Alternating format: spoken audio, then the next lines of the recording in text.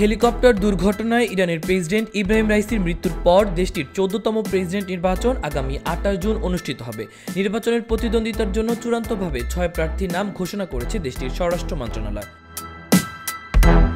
প্রার্থীরা হলেন মাসুদ পেজিশকিয়ান, মোস্তফা পুর মোহাম্মদী, সাইদ জালিলি, আলী রেজা জাকানি, আমির হোসেন কাজীজাদেহ হাশেমি ও মোহাম্মদ বাকের কালিবাফ। তবে গত নির্বাচনের মতো এবারও প্রার্থীর তালিকা থেকে বাদ দেওয়া হয়েছে সাবেক প্রেসিডেন্ট মাহমুদ আহমেদিনেজাদকে।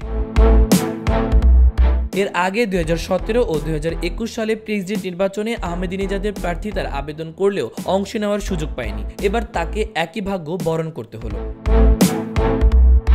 এবারে নির্বাচনে প্রার্থী হতে ইচ্ছুক মোট 80 জন রাজনীতিবিদ ইরানের গার্ডিয়ান কাউন্সিলের নাম নিবন্ধন করেছিলেন। যাচাই বাছাই শেষে 6 জনের প্রার্থিতা চূড়ান্ত করে স্বরাষ্ট্র মন্ত্রণালয়ে পাঠানো হয়। এরপর স্বরাষ্ট্র মন্ত্রণালয় আনুষ্ঠানিকভাবে প্রার্থীদের নাম ঘোষণা করে।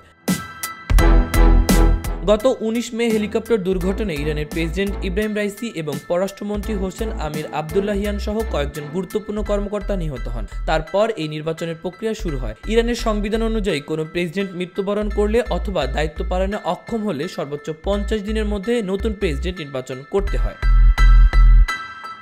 মাহবুবুর রহমান ইমন, খবর সংযোগ।